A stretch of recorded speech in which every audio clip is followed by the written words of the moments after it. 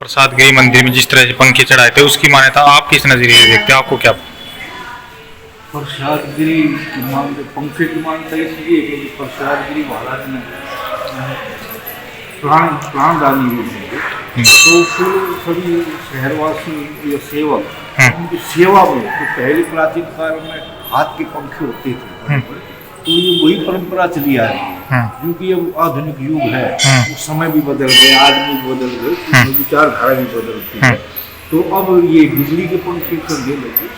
तो इस कुल मिला के ये सारा भाव उनकी सेवा के प्रति है, समाज की पंखों से सेवा, क्योंकि वो हिसाब से तो सेवा की नहीं जा सकती, क्योंकि अब वो अदृश्य हम पृथ्वी में समाये हुए हैं। लेकिन जाति जो वो नगर खेड़े के स्वामी मालिक है, उसकी रक्षा कर रहे हैं। और हम हमारे माँ बाप से हमने उनकी प्राचीन एक कथा और सुनी थी कि हमारे माता गेट में कुछ युवा कबड्डी कुश्ती का खेल खेल रहे थे, तो उसमें एक कोई प्रेत आत्मा किसी में प्रविष्ट होकर और वो उनके साथ खेलने लगे। तो उसने उन नौजवानों के शरीर को बहुत तोड़ा। तो और जबकि बाबा जी जो समाधिस्थ थे वो भी बहुत प्राचीन घटना थी, लेकिन जब बाबा को लगा कि उनकी प्रेत आत्मा है, बच्चों को परेशान कर रही है, तो वो यहाँ से प्रकट हुए, किसी और बाबा के रूप में गए और उसको लताड़ा और वो प्रेत आत्मा वो फिर वो वहाँ से भागा हुआ। आते किसी आदमी के उस रूप में वो वहाँ से भागा और उनको बचाया। तो इस तरह की मैंने अपने माँ बाप से ये घटना सुनी थी, और ये हम देखते आ रहे हैं। एक खास बात जो हमने भी, मेरी उम्र 62-63 साल की हो गई, और हमने इस बात को पहले भी सुना था कि जो बाबा के जो ये एरिया है, बाबा का जो एरिया है, इस एरिया में रहने वालों आपस में इस तरह की कोई दुश्मनी नहीं है, इस तरह की कोई रंजिश नहीं है, कोई मार कटाई के लिए कौन आपस में इतना विरोध हो। इस एरिया में ये विशेषता हमने सुनी भी, और 62 साल की उम्र होगी, हमने भी इस चीज़ का अनुभव किया कि हमारी इस एरिया में इस तरह की कोई रंजिश और इस तरह की कोई गुटबाजी नहीं है कि कोई प्राण लेवा कोई हो गए, इस तरह की कोई रंजिश नहीं है। तो ये सब हमारा मानना तो ये कि सब बाबा की कृपा है, जागती जो है, सबकी रक्षा भी कर रहे हैं, सबके धन संपत्ति परिवार की हर तरह से रक्षा कर रहे हैं। इसलिए देश विदेश तक बाबा की इस कृपा का प्रचार प्रसार है, और उसी का उत्सव बड़े जोर शोर से मनाया जा रहा है। क्या नाम आपका? उमाशंकर। मंदिर का इतिहास और मंदिर की क्या परंपरा, उसके बारे में बताइए। मुझे बाबा प्रसाद जी महाराज की जय। मंदिर का इतिहास 400 साल पुराना है। 400 साल से बाबा की समाधि पर लगातार पंखे चढ़ते हैं। जब से बाबा ने समाधि ली, तब से बाबा को जब से समाधि ली, तो भक्तों का ये भाव था कि बाबा ने समाधि ली है तो लोग पंखे से हवा करते थे उनको, तो पंखे से हवा करने से वो खुश होते थे, और जो भी जैसे अपनी इच्छा वरदान मांगता था बाबा से, वो वरदान उनका पूरा होता था। तो भक्तों ने जब पंखे चढ़ाने शुरू किए तो बाबा उससे और प्रसन्न होने लगे, तो सबकी इच्छाएं पूरी होने लगी। तो भक्त लोग दूर दूर से जो भी बाबा से वरदान मांगने के लिए आता मंदिर में, तो उसकी इच्छाएं पूरी होने लगी, और तब से बाबा पर पंखे भी चढ़ने लगे। तो एक रिवाज बन गया कि बाबा को पंखा चढ़ाएंगे तो हमारी इच्छाएं, हमारी अभिलाषा पूरी होंगी। बाबा का इतिहास ऐसा रहा है कि 400 वर्ष पुरानी बात है, प्राचीन काल की, कि एक बिमला नाम की बहन थी, माँ थी, जो भी थी, तो वो बाबा की सेवा करती थी। बाबा की सेवा करते करते सेवा करते करते भक्त भी सिद्ध हो जाते हैं। तो ऐसा ही बिमला बहन के साथ भी हुआ।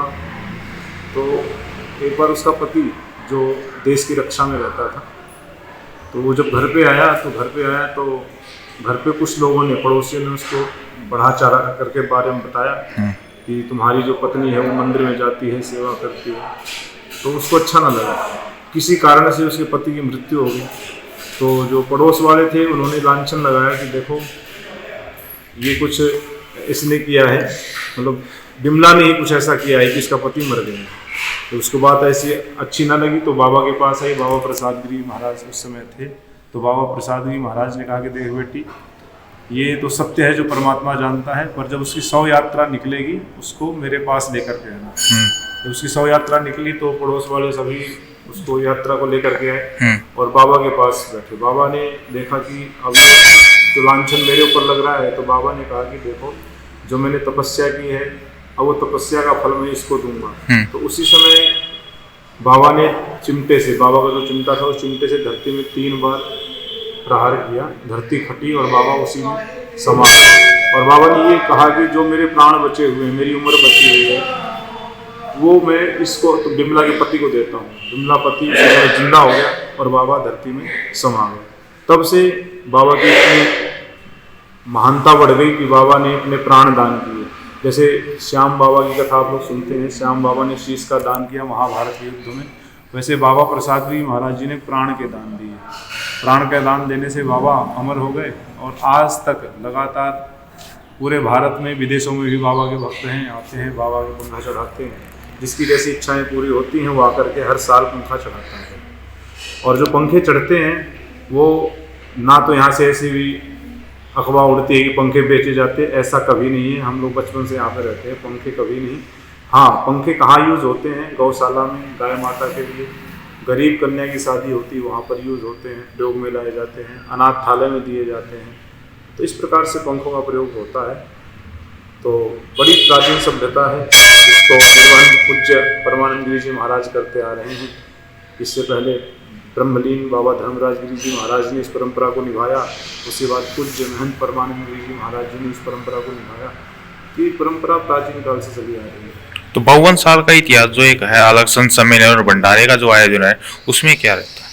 52 साल का जो इतिहास है वो पूज्य ब्रह्मलीन धर्मराज गिरी जी महाराज जी ने प्रारंभ किया था। भंडारा, संतों को बुला करके संत सम्मेलन कराना, और धीरे धीरे संत सम्मेलन ऐसा विशाल वट वृक्ष बन गया कि बिन बुलाए, कोई निमंत्रण नहीं जाता कहीं, बिन बुलाए महात्मा जिस प्रकार कुंभ में पहुंचते हैं, प्रयाग में भी कुंभ लगा तो वहाँ पर बिन बुलाए जैसे पहुंचते हैं, उसी प्रकार झज्जर में भी बिन बुलाए दूर दूर से महात्मा आते हैं और 1 हफ्ता यहाँ पर रहकर प्रसाद भी लेते हैं, झज्जर के लोगों का कल्याण करते हैं। और झज्जर नगरी भी पूर्ण बिल्कुल दिल से उन संतों की सेवा करती है, तन मन धन से सेवा करती है और सभी संत महात्मा यहाँ से प्रसन्न होकर के जाते हैं। तो अब आगे का क्या कुछ रणनीति रहने वाली है? रणनीति यही है, पूज्य महाराज जी के सानिध्य में, मार्गदर्शन में अनेकानेक बैठकें हुई हैं। बैठकों में यही बताया गया है कि जो भी बाहर से आए उसको बड़े प्रेम से बोलना, नर सेवा नारायण सेवा का ये ध्येय लेकर के किसी के प्रति हमारे मुख से अपशब्द न निकले, सभी लोग प्रसन्न मन से जैसे आए हैं उसी प्रसन्न मन से यहाँ से जाएं।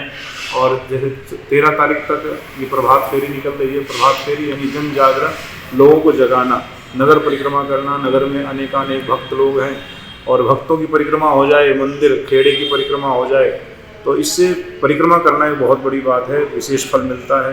परिक्रमा करते करते लोग जन जागरण भी करते हैं और इसी प्रकार 13 तारीख का लास्ट है जो प्रभात फेरी पूर्ण हो जाएगी, उसके बाद 13 तारीख को ही मंदिर में हवन होगा, जो कई वर्षों से लगातार 20-22 वर्षों से सत्यनारायण भगवान की कथा हर महीने होती है।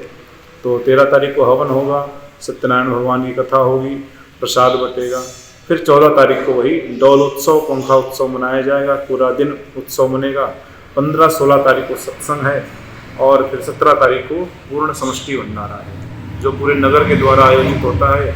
कोई ना कोई अपने गिलहरी सेवा, कोई आटा दे रहा है, कोई दाल दे रहा है, कोई चावल दे रहा है, कोई नमक दे रहा है, कोई बिस्कुट दे रहा है, सब अपनी अपनी सेवा, गिलहरी सेवा करते हैं जिससे पूर्ण भंडारा संपूर्ण होता है। क्या नाम आपका? आचार्य उपेंद्र कृष्ण शास्त्री।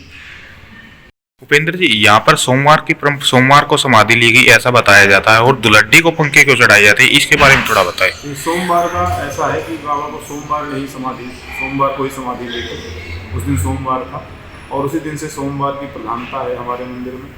दूसरा, उस दिन दुलंडी भी थी। दुलंडी की इसीलिए मानता है कि दुलंडी को ही पंखे चढ़ते हैं, बाबा ने दुलंडी के दिन ही समाधि की। तो सोमवार को यहाँ पर मनोकामना मांगते हैं तो फिर बाद में फिर वो जिस प्रकार सोमवार को अपनी संकल्प भी लेकर के आते हैं और बाबा की जलहरी है, जो बाबा का स्नान होता है, वो जलहरी बाहर निकलती है। उस जलहरी को पीने से भी लोगों की बीमारियां दूर होती हैं। नगर खेड़ा में, झज्जर में जितने भी जो पशु रखते हैं, पहले पशुधन लोगों का बहुत मान्य होता था, अब तो गाड़ियां लोग ज्यादा मानते हैं, कार है, मोटरसाइकिल है। पहले पशुधन जिनके पास है आज के समय में, कुछ पशुओं को कोई बीमारियां हो जाती हैं, थन की बीमारियां हो जाती है, दूध नहीं देती हैं, तो वो दूध आकर के मानते हैं और बाबा हमारी भैंस हमारी गाय ठीक हो जाएगी तो हम दूध चढ़ाएंगे। ऐसा आज हमारे सामने भी होता है। लोग आते हैं बाबा को दूध चढ़ाते हैं, पहला बच्चा जैसे गाय ने दिया भैंस ने दिया तो उसका दूध भी आकर के बाबा पर चढ़ाते हैं। और जलहरी को पीने से अनेकों बीमारियां ठीक होती हैं। बाबा का धोना है, धोने को पेट में, शरीर में और मस्तक पर लगाने से संकट भी दूर होते हैं। तो कुछ लोग झाड़ा लगवाने आते परंतु झाड़ा मंदिर में नहीं लगाते हैं। केवल आप बाबा का जल पीजिए और भस्म को लगाइए, उसी से अनेक संकट दूर होते हैं। यहाँ पर पंखे चढ़ाए जाने की मान्यता है, क्या कुछ है, किस तरह की मान्यता है? ये बाबा प्रसाद गिरी महाराज जी आज से लगभग 350 वर्ष पूर्व इसी स्थान पर आए। यहाँ पे बाबा भोले का मंदिर था और आप ये जो धुना देख रहे हो इसकी स्थापना उन्होंने की थी सबसे पहले। उसके बाद यहाँ बहन बिमला की कहानी प्रसिद्ध है। ये बनती है ये कि वो पूजा करने के लिए, सेवा करने के लिए आया करते और उनके जो हस्बैंड के पति थे वो फौज में थे, बीमार हो गए थे। जब झज्जर आए वो छोड़ गए, परंतु उस माई ने आना नहीं छोड़ा। यहाँ पे फिर जब बाबा जी ने पूछा एक दिन सुबह कि आप उदास क्यों हैं, उन्होंने बताया भी मेरे घर वाले ऐसे ऐसे बीमार हैं और अब मेरे पे लोग कहते भी हैं हमारे घर के, भाई मंदिर में चले जाते हो आप, पति की सेवा करते नहीं। और उसने आना नहीं छोड़ा और उनको पता लगा एक दिन यहाँ सेवा करते करते कि पति के प्राण चले गए हैं। उसके बाद उन्होंने जो उनके घर वाले थे उनको बताया भी उनकी जो अंतिम यात्रा है वो मंदिर के आगे चले जाना, आगे यहाँ पे शमशान घाट है, वहाँ पे उनकी दाह संस्कार करना है। तो परिवार वालों ने ये बात मान ली और यहाँ इसी मंदिर के सामने आप देख रहे हैं जो यहाँ पे बाबा जी चिमटा लेके खड़े हो गए थे। उन्होंने कहा उठ, तू कहाँ मक्कारी कर रहा है, सबको भगा रहा है, खड़ा हो। तो इतना कहते ही उस मुर्दे में जान आ गई, वो खड़े हो गए और बाबा जी ने आके यहाँ आप देख रहे हो बाबा प्रसादी महाराज की समाधि। पंखे की परंपरा ये है कि उस समय पे गर्मी ज़्यादा हुआ करती, पंखे की तो व्यवस्था होया नहीं करती, पंखा होया करते हिंडोले वाले, वो यहाँ चढ़ा था। उसमें ये था भाई सबको सुख शांति मिले, ठंडी हवा मिले, मन को शांति मिल के अपना जो भी यहाँ अपनी अरदास लगाता है वो पूरी होती है। उसके बाद समय बदलता गया, पंखे बदलते गए, अभी ये इलेक्ट्रिक फैन चढ़ने लगे। इनको भी महाराज जी गौशालाओं में जो निर्धन लड़कियां उनकी शादियों में, लड़कियों के स्कूल में, वहाँ पर दान देते। यहाँ की परंपरा है 52 साल से चली आ रही है। इस परंपरा को जो 52 साल से चली आ रही है 1973 में धर्मराज गिरी जी महाराज जो हमारे परमानंद गिरी जी महाराज के गुरु थे, उन्होंने ये शुरू की थी। होली के अवसर पर बुलैंडी से आगे 3 दिन का, ये लगभग 4 दिन का रहता है हमारा ये होली उत्सव। पहले दिन भंडारे, बुलैंडी वाले दिन पंखे चढ़ते हैं, 2 सम्मेलन होता है, फिर समष्टि भंडारा। ऐसा परंपरा है 52 साल से चल रही है और अब बहुत लोगों की मान्यता हो गई है, तो इस तरह से परंपरा चल रही है। क्या नाम आपका? मेरा नाम एडवोकेट पंकज शर्मा है। मैं बाबा जी का भगत हूँ और हमने भी आज तक जो बाबा से अरदास की है वो पूरी हुई। अगर आप ये वीडियो YouTube पर देख रहे हैं तो हमारे चैनल को सब्सक्राइब करें और बेल आइकन को दबाना ना भूलें। अगर आप Facebook पर ये वीडियो देख रहे हैं तो हमारे पेज को लाइक करें।